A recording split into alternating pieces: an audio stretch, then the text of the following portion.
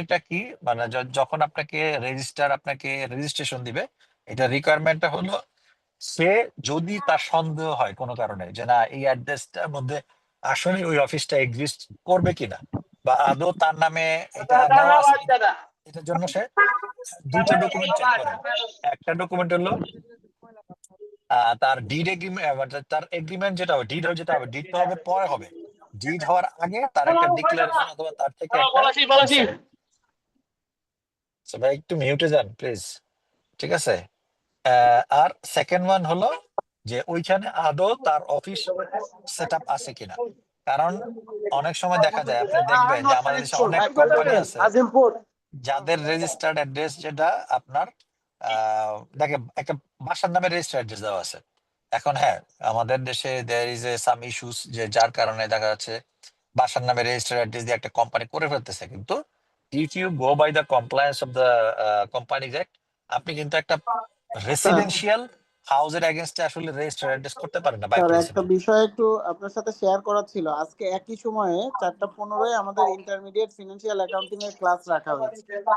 এখন আমরা যারা ওকে, আমাদের যারা দুই জায়গায় ক্লাস আছে তাদের এখন করণীয় কি? এই টাইমটা আনঅফিসিয়ালি সেট করা, মানে এই ইন্টারমিডিয়েট ফিনান্সিয়াল অ্যাকাউন্টিং এর যে সময়টা, এটা আনঅফিসিয়ালি সেট করা। এখন আমাদের করণীয় কি স্যার? এখন আমি কি, আমাকে অফিসিয়ালি টাইম দেওয়া আছে 4টায়। এখন যদি ইন্টারমিডিয়েট ফাইন্যান্সিয়াল অ্যাকাউন্টিং এর টিচার যদি আনঅফিসিয়ালি টাইম দেয়, এটা you should raise to him, তাই না? কারণ আমাকে না, তো আমি অফিস আমি থেকে তো সেখানে আমি সেখানে লিখেছি যে আমরা তাহলে আমাদের শিডিউল ক্লাসটা কিভাবে লিভ করব, আমার সেটাও তো করতে হবে। এখন এইটা তো আসলে আমার কাছে এটা উত্তর জানা নেই ভাই, ঠিক আছে? এখানে অনেকেই আছে, আমাদের এই ক্লাসে অনেকেই জি আছে স্যার, যাদের ওখানেও এটা ক্লাস একটু আছে। আসলে সমস্যা। স্যারকে বলা হয়েছে কিন্তু স্যার আসলে মানে কথাই শুনতেছে না। উনি নিজের মতো করে ভোট নিয়ে ডেট দিয়ে দিয়েছে, যাদের সুবিধা তারা নিজের মতো করে ক্লাসে অ্যাটেন্ড করবে। এটা আমার অফিসিয়াল সময় যেটা, সেটার পরিবর্তে আমি অন্য সময় দিই, যাতে আমার কারো ক্ষতি না হয়। কিন্তু ডেটটা এমন ভাবে সেট করা হয়েছে, আমার এদিকে একটা ক্লাস লিড করে আমাকে অন্য ক্লাসে জয়েন করতে হচ্ছে। এটা কি কোনো নিয়মের মধ্যে পড়ে? এইটা এখন আমি কিভাবে উত্তর দেবো ভাই, কারণ আমি তো আর এটা ডেভিয়েট করি নাই। না, আমি আমি রিকোয়েস্ট করেছি ওই গ্রুপে, আমি রিকোয়েস্ট করেছি যে আমাদের একই সময়ে ক্লাস রয়েছে, আমাদের তো একটা লিভ করতে হবে। আমার কাছে তো সবই গুরুত্বপূর্ণ এজ এ সাবজেক্ট। তা তো অবশ্যই, কারণ যে কনসেপ্ট গুলো ডিসকাশন হবে এগুলো তো পরে আর পাবেন না, তাই না? আচ্ছা, আমি কন্টিনিউ করি, এটার উত্তর আমার কাছে জানা নাই ভাই, আমারটা আমি কন্টিনিউ করি। দেখেন না এখন আপনারা কি করবেন, ঠিক আছে? জি, thank you, thank you. Thank you sir. জি জি। আচ্ছা, আহ, তাহলে আমার notice of situation of registered office, অর্থাৎ আপনি যে ফর্ম 5-6 এর মাধ্যমে এটা ডিক্লেয়ার করবেন, এটা দুইটা কারণে রাখা হয়। একটা কারণ হলো আপনি আসলে কোম্পানিটা এস্টাবলিশ করতেছেন, এবং সেটা একটা কমার্শিয়াল অ্যাড্রেস বা রেসিডেন্সিয়াল অ্যাড্রেস হতে পারে, কিন্তু রেসিডেন্সিয়াল অ্যাড্রেসের ক্ষেত্রে আপনার আরজেসি অনেক সময় দেবে আর্গু যে আপনি রেসিডেন্সিয়াল অ্যাড্রেসে কেন একটা করতেছেন। তবে আমাদের এখানে যেটা হয়, অনেক সময় ব্যাড প্র্যাকটিস থাকে, যে এমনও কোম্পানি আমরা পাবেন খুঁজে যে এমন অ্যাড্রেস, যে অ্যাড্রেসের আসলে অস্তিত্ব নেই, অস্তিত্ব মানে সামটাইমস ছিল, এখন হয়তো বা নাই, বা অ্যাড্রেসটাই প্রপারলি ভেরিফাইড না। ওইটা প্র্যাকটিসে আছে, প্র্যাকটিসে নাই যে তা না। আচ্ছা, আর আরেকটা হলো যে যখন আরজেসি যে রেজিস্টার থাকে, they have the authority to inspect. তো at the time of inspection সে যদি ওই রেজিস্টার্ড অফিসে যদি আপনার ইয়ে না পায়, তাহলে অ্যাজ পার কোম্পানি যে সে বিভিন্ন কি বলে, যেমন নোটিশ ইস্যু করতে পারে, তারপরে সে পেনালাইজ করতে পারে, তারপরে সে আদার্স মানে সে বিভিন্ন কি বলে, কি বলে এটা, পেনাল্টি আর প্রসিকিউশন ইম্পোজ করতে পারে। এরপরে যেটা হলো particulars of director, manager, managing agent, এটা হলো ফর্ম 7। এই ফর্ম 7 এর ক্ষেত্রে যেটা হয় যে আমার এটা বেসিক্যালি প্রমোটর ডিরেক্টর যারা, মানে আমি যখন একবারে কোম্পানি যখন শুরু করি, গতকাল আমরা মনে হয় ফাউন্ডার শেয়ার নিয়ে কথা বলছিলাম টুকটাক, তাই না? স্যার এটা ফর্ম 7 হবে নাকি 12 হবে স্যার? জি স্যার। ও sorry sorry, form 12, sorry sorry sorry sorry, form 12। তো হ্যাঁ, গতকাল আমরা প্রমোটর ডিরেক্টর নিয়ে আমি আলোচনা করছিলাম।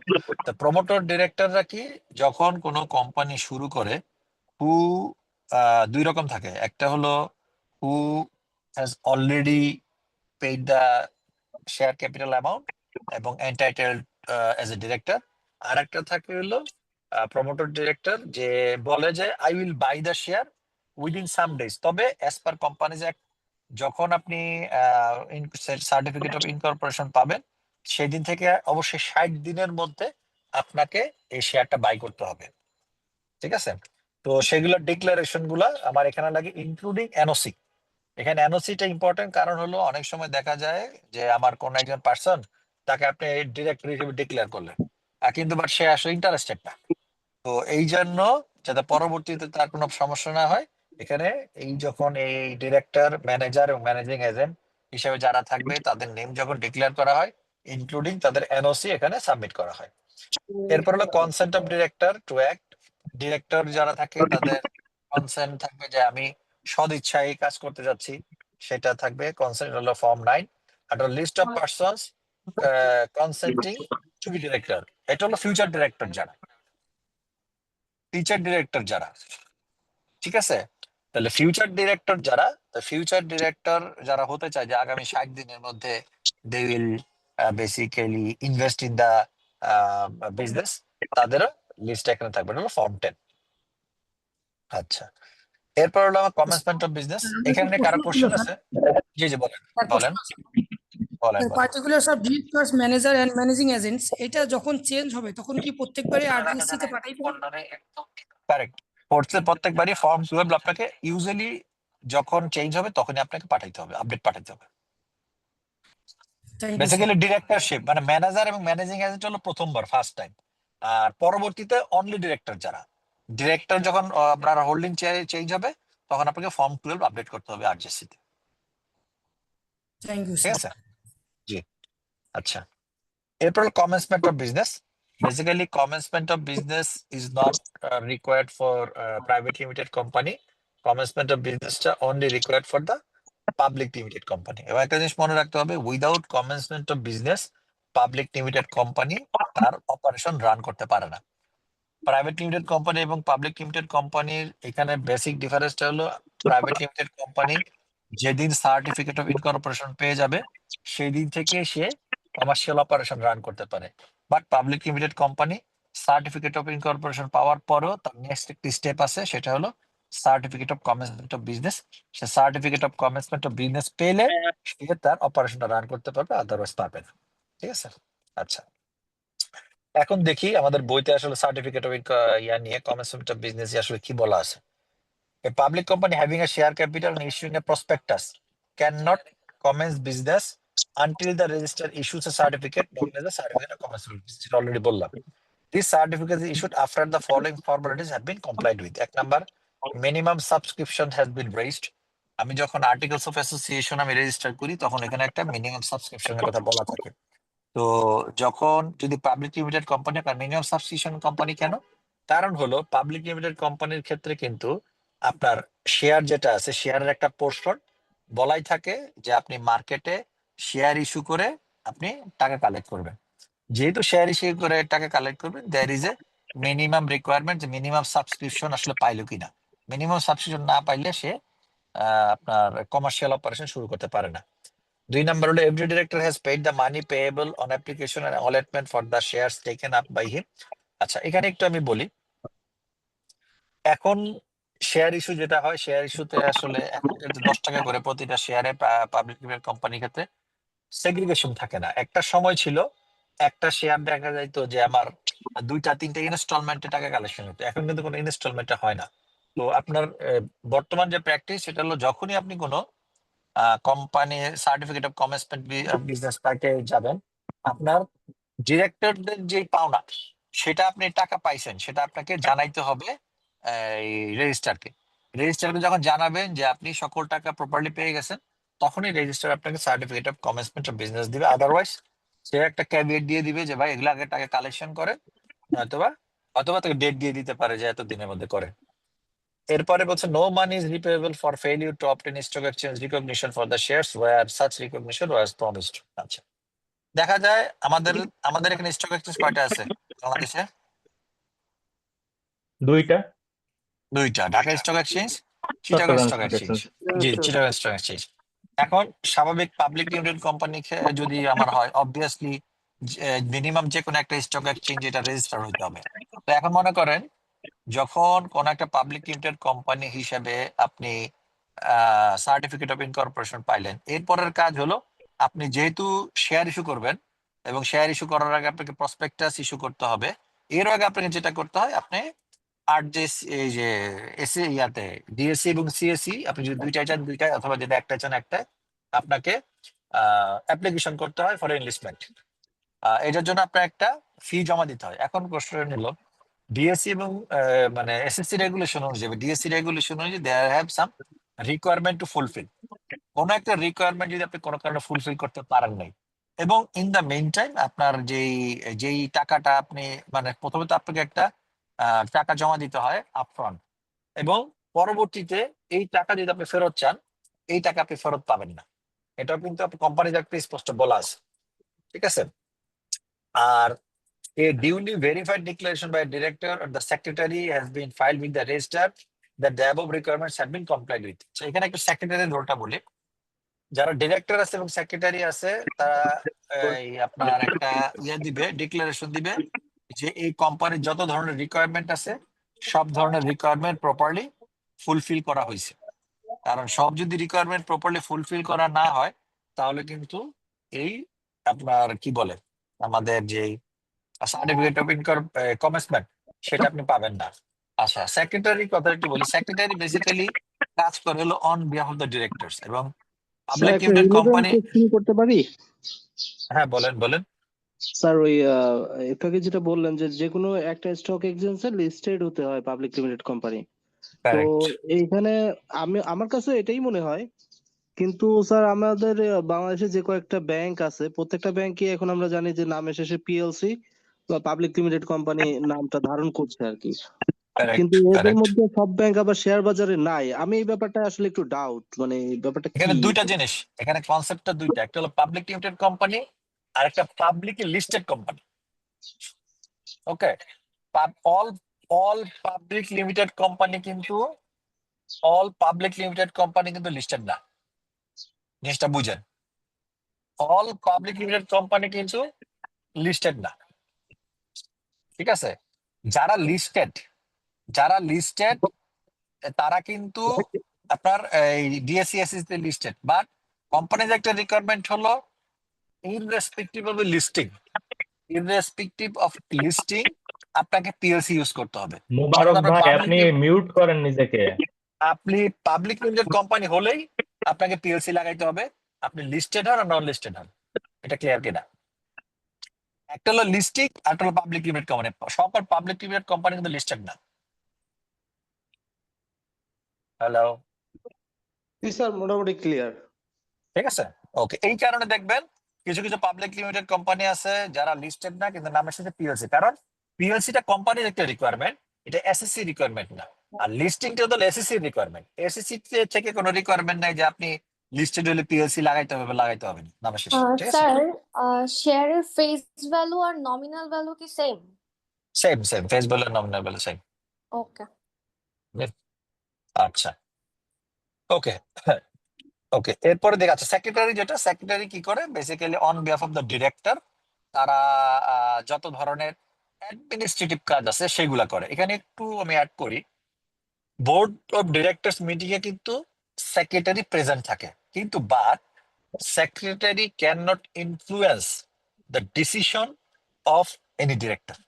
অর্থাৎ ডিরেক্টর কিন্তু they are the representative of the share holder এবং elected by the share holder, এবং they are represent the share holder in the board meeting to make decision on behalf of the share holder. But secretary কিন্তু সে শুধুমাত্র তার কাজটা হলো শুধুমাত্র administrative জবটাকে continue করা। যেমন অ্যাডমিনিস্ট্রেটিভ জব বলতে কি বোঝাচ্ছে, মনে করেন মিটিং ম্যানুসটা লেখা, মিটিং ম্যানুস সার্কুলার করা, তারপরে আপনার ওখানে বোর্ড অফ ডিরেক্টর যখন কোরাম হয়, কোরাম হইলো কিনা সেই জিনিসটাকে নোটিফাই করা, তারপরে আপনার ওখানে অ্যাটেন্ডেন্স শিটের একটা ব্যাপার আছে, যদিও বা এখনকার টেকনোলজি যুগে অ্যাটেন্ডেন্স শিট বা মেনটেন করা হয় না, কারণ there is a every board meeting এ দেয়ার ইজ এ ক্যামেরা দিয়ে করে। অনেক সময় এখনকার সময় আরেকটা মডার্ন টেকনোলজি ইউজ করি আমাদের, সেটা হলো যে অনলাইন মিটিং।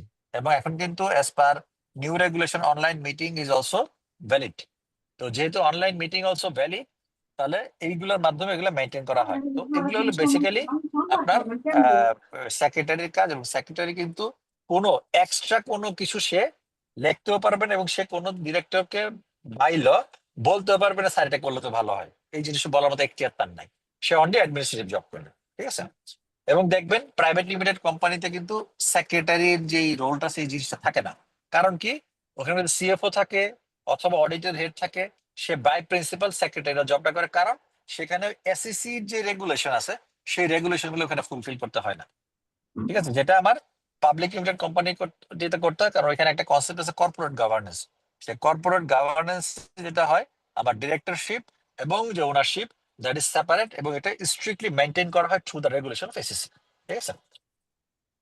আচ্ছা, এরপর দেখেন কি বলা আছে, however public company having share capital but not issuing a prospectus will get the commencement certificate if the following conditions are fulfilled। এটা হলো স্টেটমেন্ট ইন লিও প্রসপেক্টাস।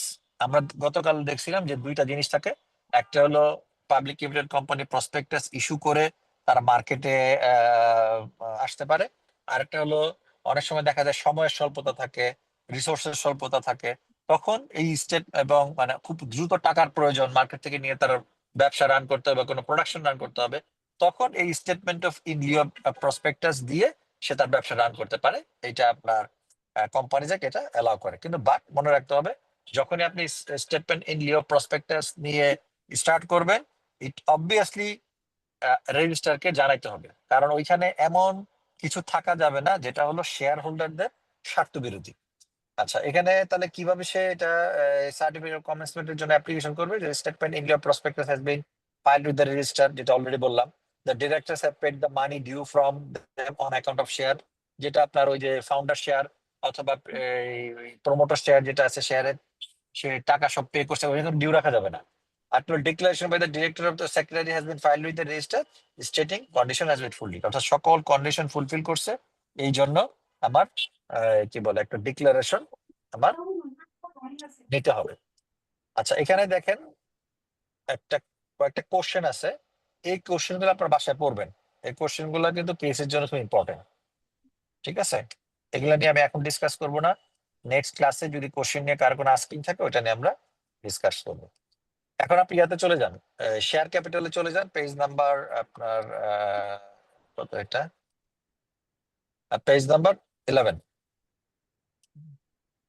আচ্ছা, শেয়ার ক্যাপিটাল গতকাল আলোচনা করছিলাম, প্রেফারেন্স শেয়ার করা আছে, রিডিমেবল প্রেফারেন্স শেয়ার। আচ্ছা, redeemable preference share, আচ্ছা রিডিমেবল প্রেফারেন্স শেয়ার আলোচনা করা হয়নি। আচ্ছা, প্রেফারেন্স শেয়ারের ক্যাপিটালটা যদি আরেকবারই করতেন স্যার ভালো। ক্যাপিটালটা, আচ্ছা ঠিক আছে ফাইন। স্যার। ক্যাপিটালে বেসিক্যালি আমাদের একটা কোম্পানিতে টোটাল এখানে 5 ধরনের ক্যাপিটাল থাকে। একটা হলো অথরাইজ বা nominal share capital, issued share capital, subscribe share capital, paid up share capital, আরেকটা স্পেশাল আছে রিজার্ভ ক্যাপিটাল। প্রথম 4টা হলো direct related to our capital issuance, যেমন নমিনাল বা অথরাইজ শেয়ার ক্যাপিটাল। নমিনাল বা অথরাইজ শেয়ার ক্যাপিটালটা হলো বেসিক্যালি সিলিং। সিলিংটা কি, যখন আপনি কোনো কোম্পানি স্টাবলিশ করতেছেন, অর্থাৎ মেমোরেন্ডাম অফ অ্যাসোসিয়েশন, যেটা আমি বললাম যে সার্টিফিকেট অফ ইনকর্পোরেশন নেওয়ার আগে আপনাকে সাথে মেমোরেন্ডাম অফ অ্যাসোসিয়েশনটা দিতে হয়।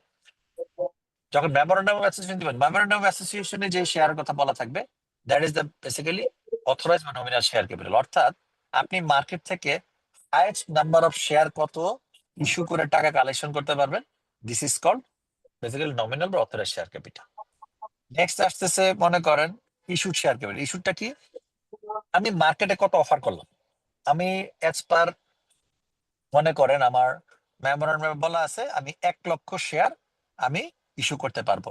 এখন কথা হলো 1 লক্ষ শেয়ারের টাকা কিন্তু এই মুহূর্তে আমার দরকার নেই, কারণ আমি একটা ব্যবসা যখন রান করি ফেজ বাই ফেজ তার অপারেশন রান করি, এবং এই যখন আমার এই শেয়ার ক্যাপিটালের টাকা, মূল অবজেক্টিভটা কি, মূল অবজেক্টিভটা হলো আমি যে ব্যবসাটা করতে চাই এই ব্যবসাটা আপনার এই প্রোডাকশন রান করার জন্য অথবা ওয়ার্কিং ক্যাপিটাল রান করার জন্য এটাকে সাপোর্ট হিসেবে কাজ করে। তাহলে এখন প্রশ্ন হলো, আমি 1 লাখ শেয়ার আমি এই নমিনাল বা অথরাইজ শেয়ার ক্যাপিটাল আমি ইস্যু করতে পারবো।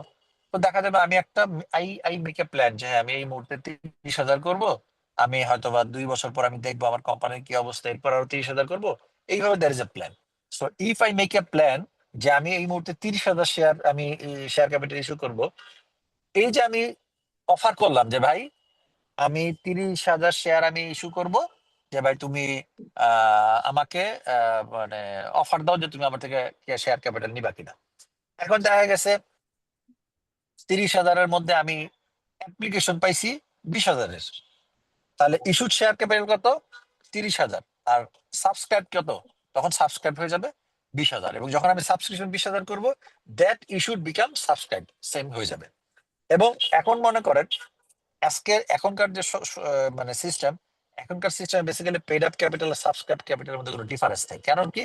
কারণ আপনার টাকা মনে করেন 10 টাকা একটা শেয়ার, 10 টাকা পুরোটাই কালেকশন করে রাখা হয়। কিন্তু বাট আগে একটা সময়, that maybe in British period or maybe in the Pakistan period. কারণ এখানে একটা জিনিস মনে রাখতে হবে, এই আইন যেটা আছে কোম্পানিজ অ্যাক্ট 1994, এটা কিন্তু কোম্পানিজ অ্যাক্ট 1932 সালের যে আইন ছিল, সেই আইনটাকে বেসিক্যালি এখানে কি করা হয়েছে, রেপ্লিকা করা হয়েছে। এবং এটা 32 সালের আইন মানে কিন্তু ব্রিটিশ আমলের আইন।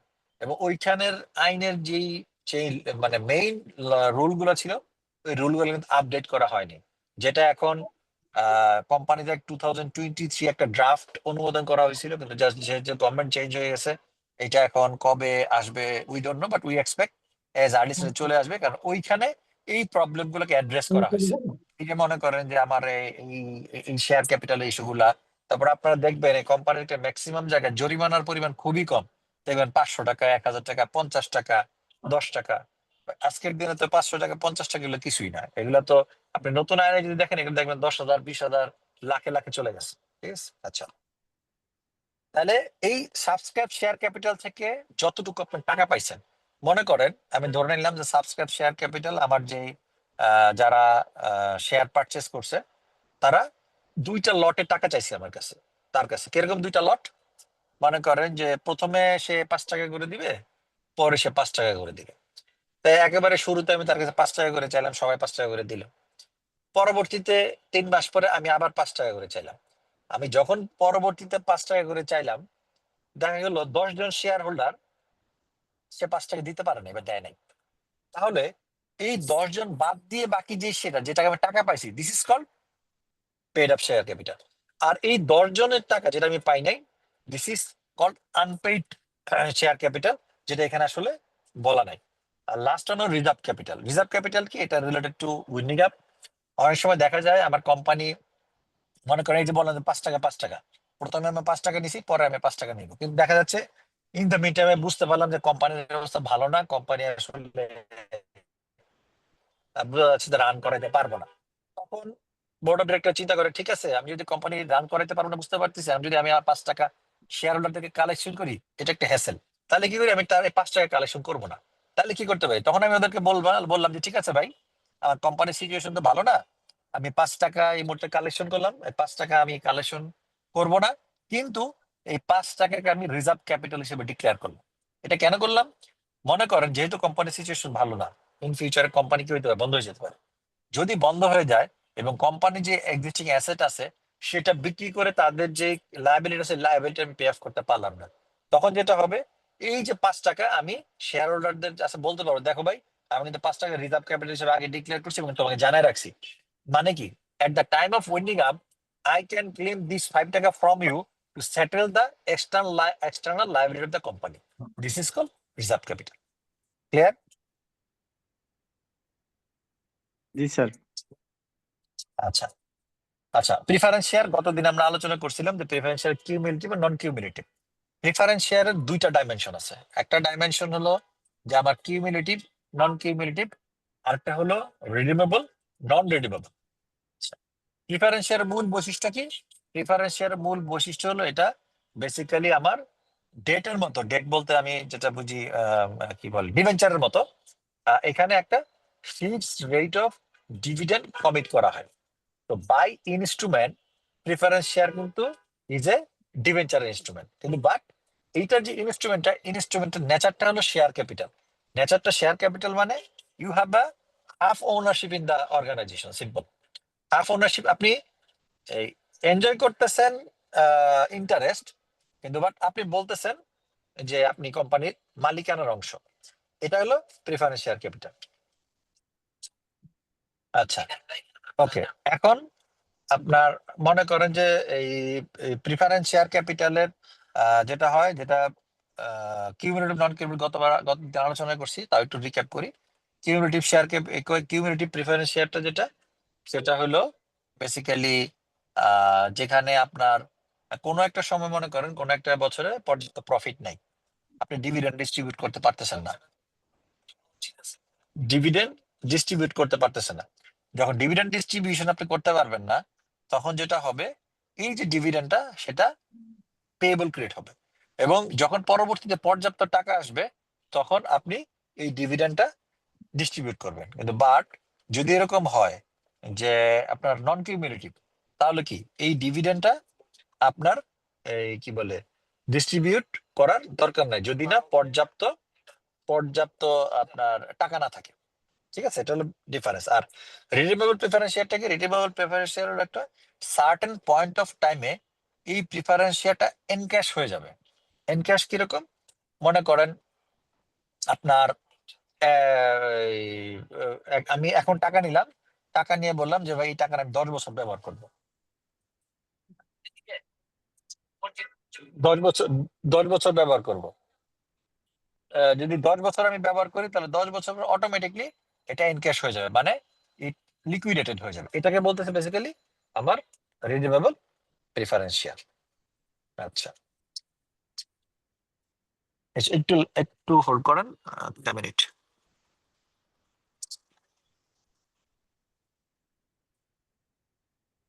আচ্ছা, ওকে, বইতে কি বলা আছে একটু দেখছি আমরা। Renewable preference shares are those which are purchased back by the company subject to the conditions laid out in the articles and in the act. প্রথম কথা হলো, আপনি যদি রিনিউয়েবল প্রিফারেন্স শেয়ার ইস্যু করেন, অবশ্যই এটা আর্টিকেলস রেজলিউশনে বলা থাকতে হবে। কারণ যদি আর্টিকেলস রেজলিউশনে বলা না থাকে, তাহলে আপনি রিনিউয়েবল প্রিফারেন্স শেয়ার ইস্যু করতে পারবেন না। এরপর যদি আপনি ইস্যু করতে চান, তাহলে আপনাকে আর্টিকেলটাকে অ্যামেন্ড করতে হবে। আর্টিকেলটা অ্যামেন্ড করে এরপর আপনাকে এই রিনিউয়েবল প্রিফারেন্স শেয়ার ইস্যু করতে হবে। আচ্ছা, Section 154 of the Act provides that a company limited by share may, if so authorized by the article, issue preference share which are or at the option of the company are to be liable to be redeemed. এখানে দুইটা জিনিস, একটা হলো আমি বলে দিলাম 10 বছর পরে আমি ইয়া করব, এই রিডিম করব। আরেকটা বললাম যে না, দের ইজ এ ডিসক্রিশন, করতেও পারি নাও করতে পারি, দুই অপশনই থাকতে পারে। তাহলে যদি এরকম হয় যে আমি ডিসক্রিশনারি হয়, তাহলে কোম্পানি যখন চাবে তখন রিডিম করবে। এখন মনে করেন 10 বছর হয়ে গেল, ঠিক আছে ফাইন, আমি আরো এই ফান্ডটা 2 বছর ব্যবহার করছি, ঠিক আছে 12 বছর পরে করব।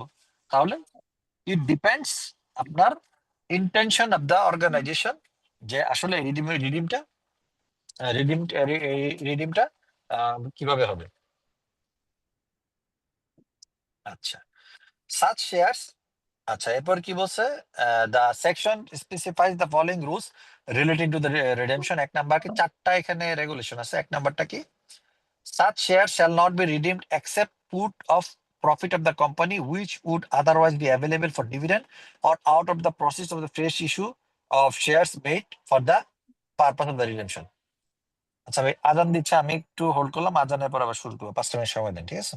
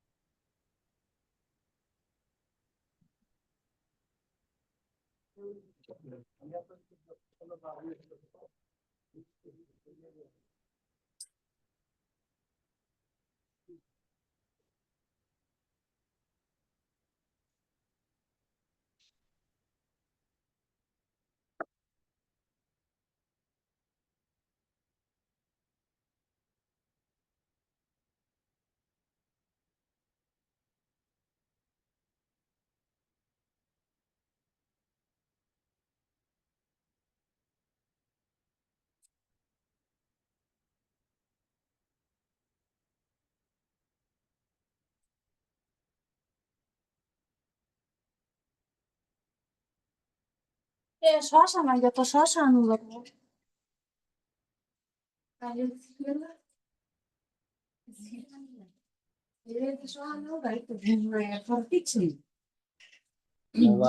ভাই মিউট করেন।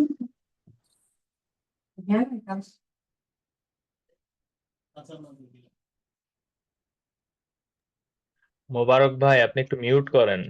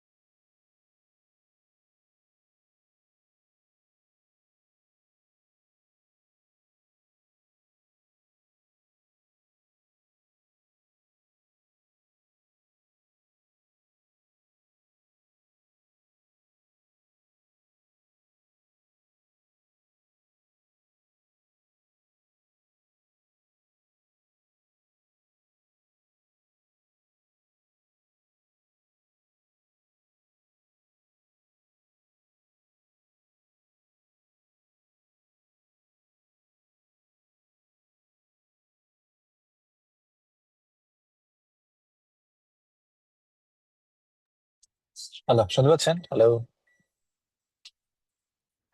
জি স্যার শোনা যাচ্ছে স্যার। স্যার শোনা যাচ্ছে। আচ্ছা, ওকে। আচ্ছা, প্রথম যেটা আমার কন্ডিশন যেটা সে আমার এই this section specifies the following rules leading to redemption. Such shares shall not be redeemed except put out of profit of the company which would otherwise be available for dividend or out of the process of fresh issue of the shares made for the purpose of the redemption. আছে redeem মানে কি, তারা cash টাকা দিয়ে দিতে হবে, তাই তো? তো যদি ক্যাশ টাকা দিতে হয় তখনই আমি রিডিমশন করতে পারবো দুইটা পারপাজে। যদি একটা হলো আমার রিটার্ন অ্যাভেলেবেল রিটার্ন আর্নিংস আছে, তখন আমি রিডিম করতে পারবো। এখন কোম্পানি অ্যাভেলেবেল রিটার্ন আর্নিংস নাই, তাহলে কি আমরা রিডিম করবো? সে রিডিম করতে পারবে না, ঠিক আছে? এটা এক নাম্বার। দুই নাম্বার হলো অনেক সময় দেখা যায় যে আমার আপনার কি বলে আমি রাইট ইস্যু করছি, রাইট মানে ফ্রেশ ইস্যু, নতুন শেয়ার ইস্যু করছি। কেন নতুন শেয়ার ইস্যু করছি? কারণ এই টাকা দিয়ে আমি এই শেয়ার রিডিমশন করবো। অর্থাৎ মনে করেন আমার একটা কমিটমেন্ট আছে, আমি 8 বছর পরে রিডিম করবো as per articles of association. তাহলে 8 বছর পর যদি আমি রিডিম করি তাহলে আমার টাকার দরকার। মনে করেন আমার পর্যাপ্ত রিটার্নিংস নাই। যদি পর্যাপ্ত রিটার্নিংস না থেকে থাকে তাহলে আমাকে যেটা করতে হবে, আমি এই নতুন শেয়ার ইস্যু করে, যেহেতু আমার কমিটমেন্ট আছে, কমিটমেন্ট ফুলফিল করতে হবে, নতুন শেয়ার ইস্যু করে শেয়ারের টাকা দিয়ে আমি রিডিমশন করতে পারবো, ঠিক আছে? আচ্ছা, এটা এক নাম্বার কন্ডিশন। দুই নাম্বার কন্ডিশন হলো সেই শেয়ার গুলো রিডিম করা যাবে না যদি সেটা ফুললি পেড আপ না হয়। ফুললি পেড আপ মানে তো আমরা বুঝি 10 টাকা শেয়ার, 10 টাকাই টাকা আমার শেয়ার হোল্ডার দিছে। কোনো যদি আনপেইড থাকে, যেমন একটু আগে বললাম যে 5 টাকা 5 টাকার কথা বললাম, এই যে 10 জন শেয়ার আমাকে 5 টাকা করে দেয় নাই, তাহলে এটা যদি রিডিমেবল প্রেফারেন্স শেয়ার হইতো তাহলে যেই 10 জন শেয়ার আমাকে 5 টাকা করে দেয় নাই তারা এই রিডিমেবল প্রেফারেন্স শেয়ার, তার শেয়ার রিডিম করা যাবে না। আগে তাকে ফুললি পেড আপ করতে হবে, আগে সে পুরো টাকা আমাকে দিবে, এরপরে আমি কি করব? রিডিম করব। 3 নাম্বার কন্ডিশন কি? Were any such shares are redeemable otherwise then out of profit, out of process of the fresh issues, they shall be transferred to reserve fund to be called the capital redemption reserve fund, a sum equal to amount applied in redeeming the share. আচ্ছা, আমি প্রথমে কিন্তু বলছি দুই ভাবে আপনাকে এটা redeem করা যায়। একটা হলো আপনি ডিভিডেন্ড থেকে মানে আপনার রিটার্ন আর্নিংস করতে পারেন, আরেকটা করতে পারেন আপনার ফ্রেশ ইস্যু থেকে। যদি ফ্রেশ ইস্যু থেকে করেন তাহলে ইজি, জাস্ট আপনি যে শেয়ার ক্যাপিটালের টাকা আসছে এই টাকা ওরে দিয়ে দিবেন। ফ্রেশ ইস্যু থেকে করবেন না, আপনি কি করবেন, আপনার রিটার্ন থেকে করবেন। তাহলে এইটা রিডেমশন করার জন্য আপনাকে সেপারেট একটা ফান্ড ক্রিয়েট করতে হবে। সেই ফান্ডের নাম কি? Capital redemption reserve fund. এই ক্যাপিটাল রিডেমশন রিজার্ভ ফান্ডে আপনি আগে রিটার্ন থেকে টাকা ট্রান্সফার করবেন। রিটার্ন থেকে টাকা ট্রান্সফার করার পরে সেখান থেকে আপনি পে অফ করবেন। 4 নাম্বার হলো where any such shares are redeemed out of process of fresh issue, the premium if payable on redemption must be provided for out of the profit of the company before the shares are redeemed. আচ্ছা দেখেন, তার সাথে যদি commitment থাকে, okay fine, আমি redemption করব, কিন্তু at premium বলতে 100 টাকা শেয়ার 110 রিডেমশন করব, তার সাথে এগ্রিমেন্টই আছে। এখন 100 টাকা I can redeem through out my fresh issue, but এই যে 10 টাকা প্রিমিয়াম, এই 10 টাকা কিন্তু আমি ফ্রেশ ইস্যু থেকে রিডিম করতে পারবো না। এই 10 টাকা আমাকে যেটা করতে হবে, আমাকে ইয়া থেকে রিডিম করতে হবে, আপনার রিটার্ন থেকে রিডিম করতে হবে। এই 4টা কন্ডিশন ক্লিয়ার কিনা, এটা কিন্তু পরীক্ষা আসার মতো কোশ্চেন। হ্যালো, আমাকে শুনতে পাচ্ছেন সবাই?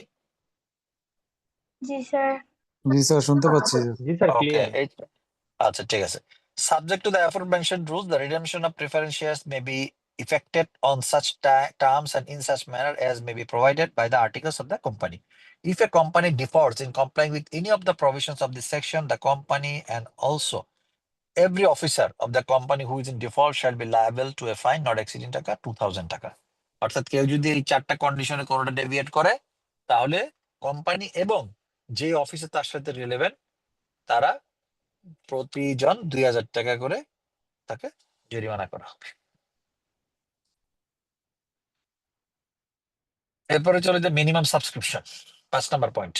আমরা একটু আগে দেখছিলাম যে আমার পাবলিক লিমিটেড কোম্পানিতে যে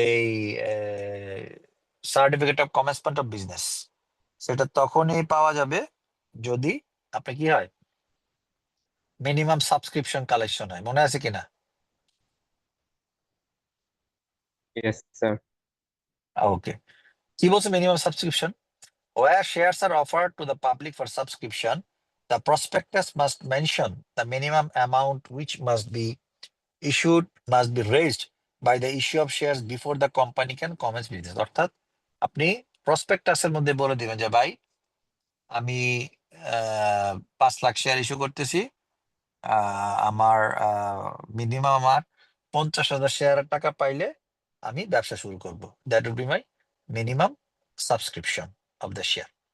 The minimum subscription is to be fixed by the directors or by the persons who have signed the memorandum. Acha. Section 180(48)(2) states that no allotment shall be made of any capital of a company offered to the public for subscription unless the amount is stated in the prospectus as the minimum amount is raised by the issue of these shares and at least 5% of that amount have been paid in cash of the company. অর্থাৎ কি বলছে, no allotment shall be made of any capital of a company offered to the public for subscription. অর্থাৎ আপনি public subscription যাইতে পারবেন না যতক্ষণ না পর্যন্ত এই মিনিমাম যে সাবস্ক্রিপশন সেটা আপনার কালেকশন হবে, 1 নাম্বার। 2 নাম্বার হলো, এবং এই যে মিনিমাম সাবস্ক্রিপশন অ্যামাউন্টটা minimum at least 5% of that amount have been paid in cash to the company, এবং মিনিমাম মানে 5% টাকা এটা কোম্পানিকে ক্যাশে দিবে। কেন ক্যাশে দিবে? কারণ কি, কোম্পানি যখন শুরু করবে তখন তার কিছু এক্সপেন্ডিচার থাকবে, কারণ কোম্পানি যেহেতু শুরু হয় নাই, তার তো ব্যাংক অ্যাকাউন্ট নাই। যেহেতু ব্যাংক অ্যাকাউন্ট নাই, তাহলে ইনিশিয়ালি তার যে এক্সপেন্ডিচার গুলো, এই এক্সপেন্ডিচার ডিল হবে কিভাবে? এই যে ক্যাশের টাকা পাবে, এই ক্যাশের টাকা দিয়ে তার ইনিশিয়াল এক্সপেন্ডিচারটা ডিলিং হবে। আচ্ছা, এখন প্রশ্ন হলো এই মিনিমাম সাবস্ক্রিপশন। এখন আমি বললাম যে ভাই আমার 1 লাখ শেয়ার, 1 লাখ শেয়ারে আমি 1000 শেয়ার যদি পাই, এটা মিনিমাম সাবস্ক্রিপশন। এটা হুমসিকিলে বললে হবে? জি না, হুমসিকিলে বললে হবে না।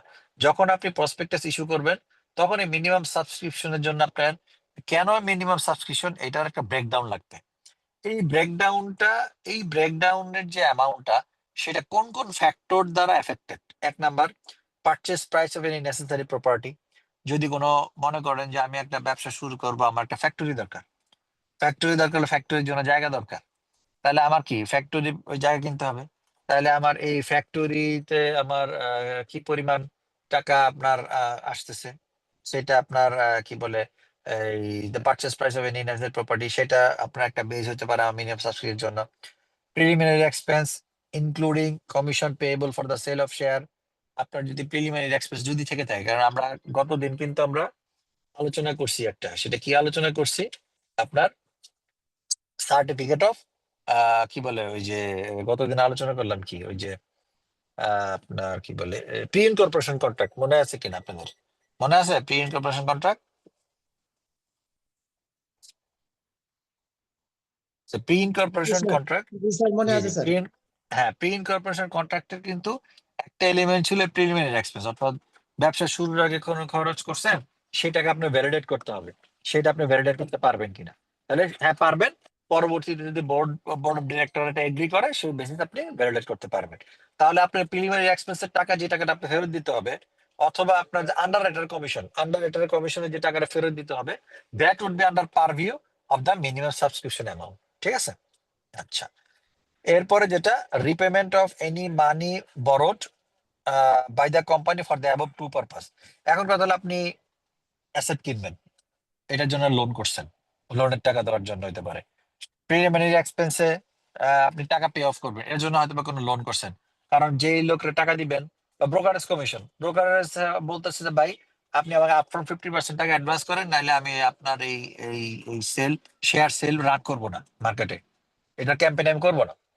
তখন আপনি বাধ্য হয়ে আপনি কিন্তু এক্সট্রা টাকা দিতে হচ্ছে। এখন তাহলে আপনার কাছে আপনি কোম্পানি ফর্ম করেন নাই, কোম্পানি ফর্ম হয়েছে সেদিন হয়েছে, আপনার কাছে টাকা নাই, তাহলে আপনাকে এটা লোন করতে হতে পারে। তো এই লোন, এই পারপাজে লোন যদি নেন, that would be under purview of basically আমার মিনিমাম সাবস্ক্রিপশন। আরেকটা ইম্পর্টেন্ট এলিমেন্ট হলো ওয়ার্কিং ক্যাপিটাল। ওয়ার্কিং ক্যাপিটাল, কত দিনের ওয়ার্কিং ক্যাপিটাল আসলে আমি মিনিমাম সাবস্ক্রিপশন হিসেবে নিতে চাই, কারণ আমাদের বিজনেস অর্গানাইজেশন গুলা ওয়ার্কিং ক্যাপিটাল গুলো রান করে বেসিক্যালি বেসড অন আমাদের ওডি লোন।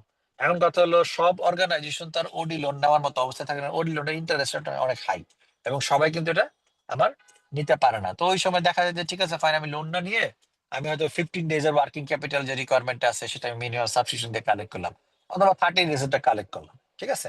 তাহলে এই চারটা প্যারামিটারের উপরে আমার বেস করে আমাকে মিনিমাম সাবস্ক্রিপশনের বেসিক্যালি অ্যামাউন্টটা কত হবে সেটা আমার ডিটারমাইন করা হয়। আচ্ছা, the amount of minimum subscription stated in the prospectus shall be reckoned exclusively of any amount payable otherwise than in cash. All monies received from applicants for shares shall be deposited and kept in a scheduled bank until the certificate of commencement of business is obtained. অর্থাৎ এগুলো আপনি একটা bank account করবেন, সেই bank অ্যাকাউন্টে এটা deposit করবেন যতক্ষণ না পর্যন্ত আপনি certificate of commencement of business পান। যখন আপনি certificate of commencement of business পাবেন, তখন এই টাকাটা আপনি অপারেট করতে পারবেন, আদারওয়াইজ এটা ওই অ্যাকাউন্টেই জমা থাকবে। ক্লিয়ার? আরেকবার একটু বলেন স্যার। আচ্ছা, এই যে মিনিমাম সাবস্ক্রিপশন অ্যামাউন্টের এই টাকাটা, এই যে টাকা এই আপনি এখনো certificate of commencement of business পান নাই, তাহলে কি এই টাকা ব্যবহার করতে পারবেন কিনা? পারবেন না। এই টাকাটা আপনার এক ব্যাংক অ্যাকাউন্টে প্রিজার্ভ করতে হবে, এবং এটা রেজিস্ট্রারকে নোটিফাই করতে হবে যে ভাই দেখো আমার এই টাকা আমি কালেকশন করছি, মিনিমাম সাবসিডি টাকা বিভিন্ন শেয়ার হোল্ডার থেকে কালেকশন হয়েছে, কিন্তু এই অ্যাকাউন্টে টাকাটা রাখা আছে। তখন যেটা হবে, পরবর্তীতে আপনি যখন certificate of commencement of business পাবেন, তখন ওই টাকাটা ব্যবসায় পারপাসে ব্যবহার করতে পারবেন, আদারওয়াইজ পারবেন না। ওকে, থ্যাংক ইউ স্যার। জি। আচ্ছা, অল্টারেশন অফ ক্যাপিটাল বলতে ব্যাংক অ্যাকাউন্টে হয় নাই, তাহলে টাকা স্টকটা কি আচ্ছা, এখানে কোম্পানি নামে অ্যাকাউন্ট হবে না, কোম্পানির তো একটা ব্যাংক অ্যাকাউন্ট অ্যাকাউন্টে হবে। হয় নাই, টাকাটা রাখবো কই? Correct, understood. এই অ্যাকাউন্টটা কোম্পানির নামে হবে না, এই কোম্পানিটা হয়তো কোনো একটা পার্সনের নামে, কোনো একটা ডিরেক্টরের নামে হবে। যখন যখন ওই ডিরেক্টর নামে অ্যাকাউন্টটা হবে, যখন আপনি ওই আপনি certificate of commencement of business পেয়ে গেল, তখন এই ডকুমেন্ট দিয়ে আপনি অ্যাকাউন্ট ওপেন করবেন, এবং ওই রেসপেক্টিভ যে ডিরেক্টরের অ্যাকাউন্ট আছে ওই অ্যাকাউন্ট থেকে ওই টাকাটা কোম্পানির অ্যাকাউন্টে ট্রান্সফার করে নেবেন, এরপরে আপনি ওখান থেকে ব্যবহার করবেন। ঠিক আছে? ক্লিয়ার এটা? হ্যালো? জি স্যার। আচ্ছা, স্যার এরপর নাম্বার হলো 4 আমার- স্টকটা কি গ্যাপ গেল নাকি, না আমি মিস করলাম? না, এটা দরকার নাই। ঠিক আছে, দরকার নেই। ঠিক আছে। আচ্ছা, alteration of capital. Alteration of capital আসলে চেঞ্জ অফ ক্যাপিটাল। যেমন মনে করেন আমি অথরাইজ ক্যাপিটাল আমার 1 লাখ ইউনিট ছিল, এখন আমি এটা 10 লাখ ইউনিট করতে চাই। কেন 10 লাখ ইউনিট করতে চাই? আমার ব্যবসার প্রসপেক্ট ভালো, আমি দেখতেছি যে ব্যবসা এক্সপান্ড করতেছে, তাহলে আমি যে মোর ক্যাপিটাল যদি আমি কালেকশন করতে পারি, আমি মোর বিজনেস এক্সপান্ড করতে পারবো। এই কারণে আমার অল্টারেশন ক্যাপিটাল প্রয়োজন হতে পারে। অল্টারেশন মানে চেঞ্জ। আচ্ছা, স্যার কাইন্ডলি ওকে। একটু স্লাইডটা চেঞ্জ করবেন।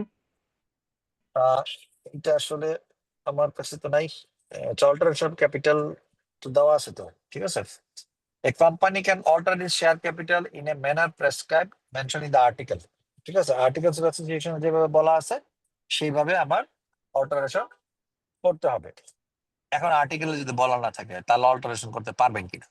যদি শিডিউল ওয়ানে কোথাও বলা থাকে অল্টারেশনের কথা তাহলে পারবেন, বাট শিডিউল ওয়ানে যদি বলা না থাকে এবং আর্টিকেলও বলা নেই তাহলে আপনি অল্টারেশন করতে পারবেন না। তাহলে সে অল্টারেশন যদি আপনাকে করতে হয়, আপনাকে আগে আর্টিকেলস অফ অ্যাসোসিয়েশন চেঞ্জ করে নিয়ে তারপরে অল্টারেশনটা করতে হবে, ঠিক আছে। However, if no such power is provided, if no such power is provided in the article, that may alter the article by special resolution so as to provide for such power. যেটা আমি বললাম, আগে আপনি article change করবেন, এরপর আপনি alteration করবেন। The capital may be altered so as to 4 রকম ভাবে হইতে পারে। ইনক্রিজ, কনসলিডেট মানে মার্জার, ক্যান্সেল, অর্থাৎ এক্সিস্টিং আছে শেয়ার আমি ক্যান্সেল করে দিলাম, আমি শেয়ার আর রাখবো না, ব্যবসা আর বড় করতে চাই না, ব্যবসা ছোট করে দিব। এটা হলো কনভার্ট, অর্থাৎ কনভার্ট করে ফেলা, শেয়ারকে স্টকে কনভার্ট করলাম বা স্টকে শেয়ারে কনভার্ট করলাম, শেয়ারকে ডিবেঞ্চারে কনভার্ট করলাম, বা ডিবেঞ্চারে আমি রিডিউমেবল ডিবেঞ্চারকে আমি কনভার্টেবল স্টক নিয়ে আসলাম। বিভিন্নভাবে আমি এটা কনভার্ট করতে পারি। প্রথমত increase of capital. Increase of ক্যাপিটালের সবচেয়ে ইজি ওয়ে হলো রাইট ইস্যু। রাইট ইস্যুটা কি? আমার শেয়ার ক্যাপিটাল 2 ভাবে বাড়তে পারে, একটা হলো বোনাস শেয়ারের মাধ্যমে, একটা হলো রাইট শেয়ারের মাধ্যমে। বোনাস শেয়ারটা কি? বোনাস শেয়ার হলো অল্টারনেটিভ অফ ডিভিডেন্ড। আমি আমার হাতে ক্যাশ নাই, ক্যাশ ডিভিডেন্ড দিতে পারতেছি না, আমি তাকে ওনারশিপ দিলাম। এবং একটা জিনিস মনে রাখতে হবে, বোনাস শেয়ার যদি ইস্যু করা হয় তাহলে কিন্তু কোম্পানির টোটাল ভ্যালু কিন্তু বাড়ে না, যেটা হয় পার ইউনিট শেয়ার ভ্যালু, মানে মার্কেট ক্যাপিটালাইজেশন বলে যেটাকে, মার্কেট ক্যাপিটালাইজেশন ভ্যালু ডেটেরিয়েট করে।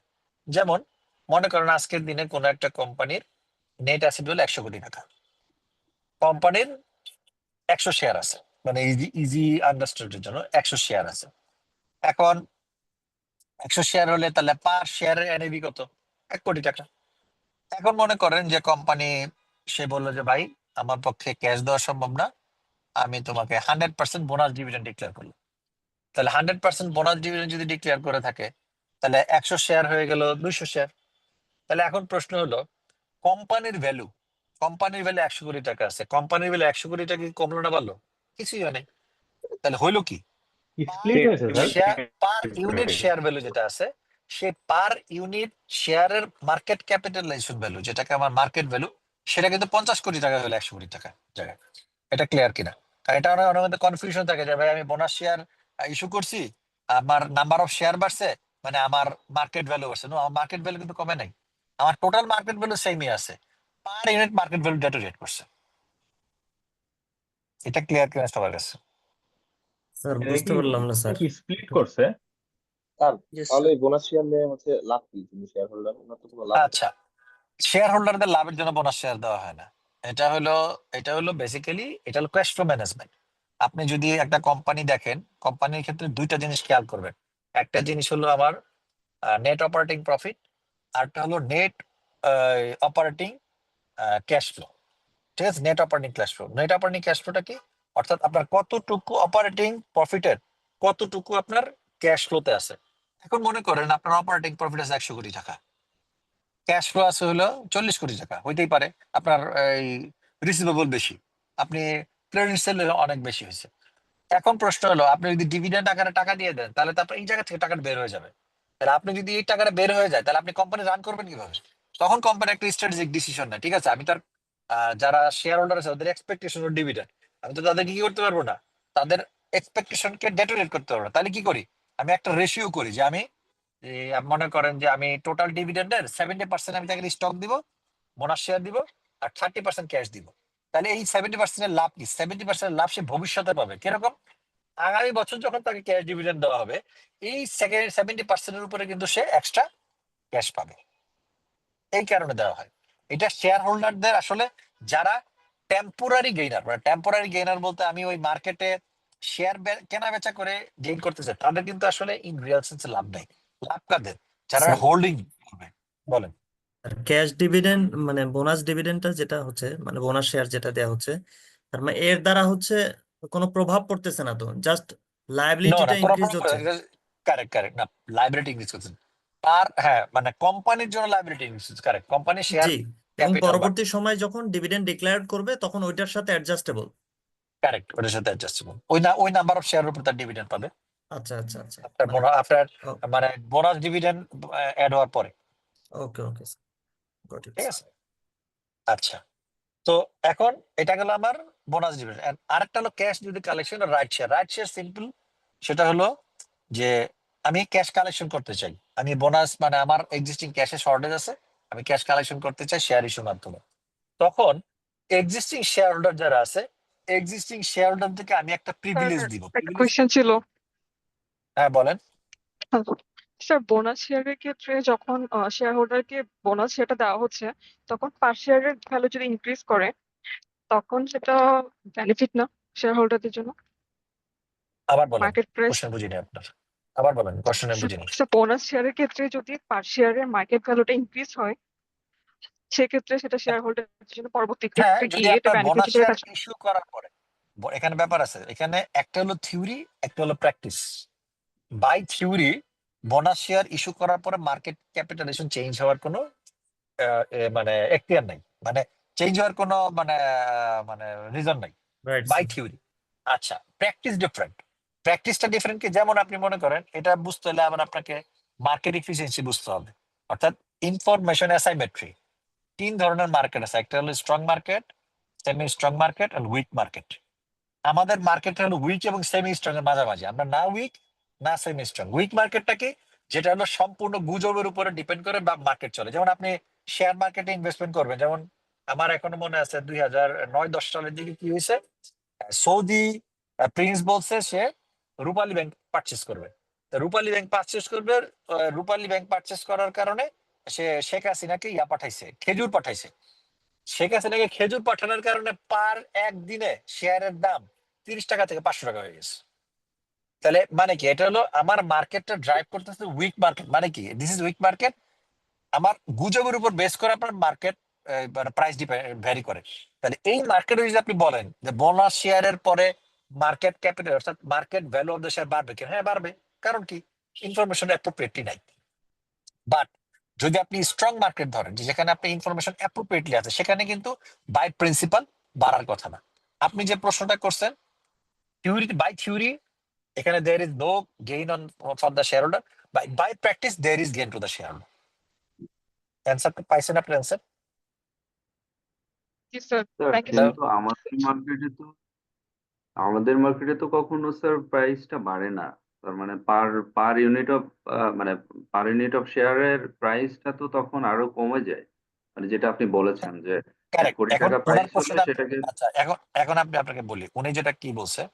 মনে করেন আমার 100 শেয়ারের জায়গায় 200 হয়েছে, ওকে, তাহলে মার্কেট ভ্যালু প্রত্যেকটা 50 কোটি হওয়ার কথা। এখন মনে করেন মার্কেট ভ্যালু 60 কোটি টাকা হয়েছে, তাহলে 60 কোটি টাকা হইলে বাই প্রিন্সিপাল কিন্তু 5 শেয়ার আপনার 10 কোটি টাকা গেইন আছে। বুঝছেন কিনা? উনি এই অ্যান্সারটা, এই উত্তরটা চাইছে আমার কাছে। আচ্ছা আপনার টোটাল আপনার পার ইউনিট শেয়ার ভ্যালু কমে গেছে, কিন্তু বাট প্রপোর্শনালি যতটুকু কমার কথা ততটুকু কমে নাই। তো যতটুকু কমে নাই ততটুকু আমার market gain. Clear? Sir bonus hello, share ইস্যুর ক্ষেত্রে, স্যার বোনাস শেয়ার যখন বলেন। আমরা ইস্যু করছি, ওইটা ইন দ্য টাইম ওটা কি ফেস ভ্যালু হিসাবে ট্রিট হবে এটা? ফেসবুক অবশ্যই ফেসবুক। তাহলে স্যার ফেস ভ্যালু তো সেম থাকে, পরবর্তী মার্কেট ভ্যালু বাড়তে ফেস পারে। ভ্যালু আমি আপনাকে বলে দেই, এসএসসি রেগুলেশন অনুযায়ী বাংলাদেশের সকল শেয়ারের মানে লিস্টেড কোম্পানি, সকল লিস্টেড কোম্পানির শেয়ারের ফেস ভ্যালু 10 টাকা। এখন মনে করেন আপনি 100% বোনাস শেয়ার দিছেন, মানে কি আপনার একটা শেয়ার থাকলে আপনি আরো একটা শেয়ার পাইছেন, তাহলে আপনার টোটাল নাম্বার অফ শেয়ার হয়ে গেল 2টা, আপনার এই টোটাল নাম্বার অফ শেয়ারের ভ্যালু হয়ে গেল মানে বুক ভ্যালু হয়ে গেল 20 টাকা। জি ঠিক আছে, আচ্ছা, যেটা রাইট ইস্যু কথা বলতেছিলাম, তাহলে আমার কি হবে, আমি মার্কেটে আমি এক্সিস্টিং যারা আমার শেয়ার হোল্ডার তাদেরকে আমি একটা অফার দিব যে ভাই দেখো ভাই আমার টাকার প্রয়োজন, তোমার কাছে 100 শেয়ার আছে, আমি আরো 10% আমি রাইট ইস্যু করতে চাই, আমি তোমাকে 10টা শেয়ার অফার করতেছি, তুমি 10টা শেয়ার আমার থেকে বাই করো। এখন প্রশ্ন হলো যাকে আমি অফার করতেছি সে কি আমার শেয়ার কিনতে বাউন্ড কিনা? No, he is not bound, he is not bound. তাহলে মনে করেন আমার মার্কেটে 1 লক্ষ শেয়ার হোল্ডার আছে, 1 লক্ষ শেয়ার হোল্ডারকে আমি অফার করলাম, ধরে নিলাম প্রত্যেকের কাছে একটা করে শেয়ার আছে, আমরা মানে ইজি হওয়ার জন্য, তাহলে আমি আরো 100% আমি ইয়া করতে চাই, রাইট শেয়ার ইস্যু করতে চাই, মানে কি প্রত্যেককে আমি একটা করে অফার করলাম শেয়ার। এখন এর মধ্যে একটা করে যখন অফার করলাম, এর মধ্যে 70 জন বললো ভাই ঠিক আছে আমি নিব, তাহলে নিলে তাহলে আমি তোমাকে শেয়ার ইস্যুর ব্যবস্থা করে তুমি টাকা দাও, তা আগে টাকা দিবে, আমি তারপরে আমি তার নামে শেয়ার অ্যালট করে দিব। মানে এখন শেয়ার অ্যালট করা সহজ, কারণ এখন সিডিডিএল এর মাধ্যমে আপনি ইলেকট্রনিক শেয়ার অ্যালট করা যায়, আগে তো ফিজিক্যাল শেয়ার অ্যালট করতে হতো। আচ্ছা, এখন 30% লোক যে বলছে না রে ভাই আমার দরকার নাই, আমার হাতে টাকাও নেই, আমি তোমার টাকাও দিতে পারবো না, আমি ইনভেস্টমেন্ট করবো না, তাহলে 30% কি হবে? এই 30% শেয়ার তাহলে অন্য কারো কাছে জেনারেল পাবলিকের কাছে ইস্যু করতে পারবো না, জেনারেল পাবলিকের কাছে ইস্যু করতে পারবো না, কারণ জেনারেল পাবলিকের কাছে যখন আমার শেয়ার ইস্যু করতে হবে তখন প্রসপেক্টাসের থ্রুতে আপনাকে যাইতে হবে। এই যে রাইট ইস্যু কিন্তু আপনার প্রসপেক্টাসের থ্রুতে যান নাই, রাইট ইস্যু আপনি ইমিডিয়েট টাকা দরকার, এক্সিস্টিং শেয়ার হোল্ডারের মাধ্যমে এক্সট্রা মানে একটা মানে এক্সট্রা অফারের মাধ্যমে আপনি শেয়ারটা কালেকশন করছেন, তাহলে ওই 30% কিন্তু ওই অফারটা ল্যাপস হয়ে গেল, ওটা কিন্তু আর এক্সিকিউট করা যাবে না। ক্লিয়ার? তাহলে স্যার আমি যে শেয়ার আপনার কথা কেটে যাচ্ছে ভাই, বুঝতেছি না, আবার বলেন। কোম্পানি আমাকে অফার করে যে আপনি আপনার কথা শেয়ারটা কিছু নেন, বুঝতেছি না ভাই, তো স্যার কেটে এটা যাচ্ছে, আবার বলেন। আমার লাভ কি স্যার? হ্যালো, স্যার বলছিলাম যে কোম্পানি যদি আমাকে অফার যখন আমাকে অফার করতেছে যে আপনি যে একটা শেয়ার নিতে হবে বা 2টা শেয়ার নিতে হবে, সেক্ষেত্রে স্যার আমার প্রফিটটা কি, আমি যে শেয়ারটা নিব? মানে এটা এই যে তো বললাম যে 70% লোক গেইন দেখছে বলেই কিন্তু সে কিনতে চাইছে, আর 30% লোক গেইন দেখে নাই বলে কিন্তু সে কিনতে চায় নাই। সিম্পল। এটা তার বিভিন্ন পার্সপেক্টিভ থাকতে পারে, সে চিন্তা করতে পারে আমি শেয়ারটা এখান থেকে কিনি কারণ আমি তো অ্যাড পারে পাবো, মার্কেটের শেয়ারের দাম আছে হয়তো ডাবল, তাহলে আমি অ্যাড পারে নিয়ে মার্কেটে বিক্রি করে দিব, তাই না? বুঝতে পারছি স্যার।